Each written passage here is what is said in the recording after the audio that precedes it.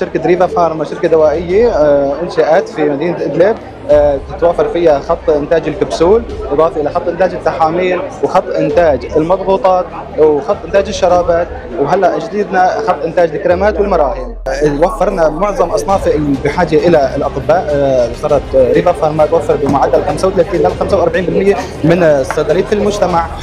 وفرنا معظم الصادات الحيوية المستخدمة عند الأطباء، خط السبسبورين، خط البنسلينات، المايكروليدات والفيتامينات المفلورة، إضافة إلى ذلك المزمن، أدوية الضغط وأدوية السكري والأدوية العصبية وشرابات الأطفال. يعني وهلا حاليا جديدنا هو الكريمات والمراهم إن شاء الله. بالنسبه للتوسع العلمي تمام. مثل ما بتعرف المنطلق هو العلم. من هالمنطلق انطلقنا بريفا فارما لتوفير مدارس للاطفال لرعايه النظام الداخلي، وهلا جامعه المعارف للعلوم التطبيقيه رخصنا كليه الصيدله الصناعيه بمناهج تدرس باللغه الانجليزيه، اضافه الى سكن الطلاب داخل الجامعه، السكن الداخلي من المستوى العالي يعني وراحه الطالب اللي راح يرتاح ان شاء الله في الجامعه.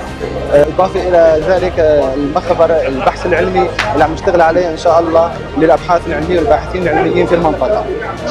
الله يبارك فيك.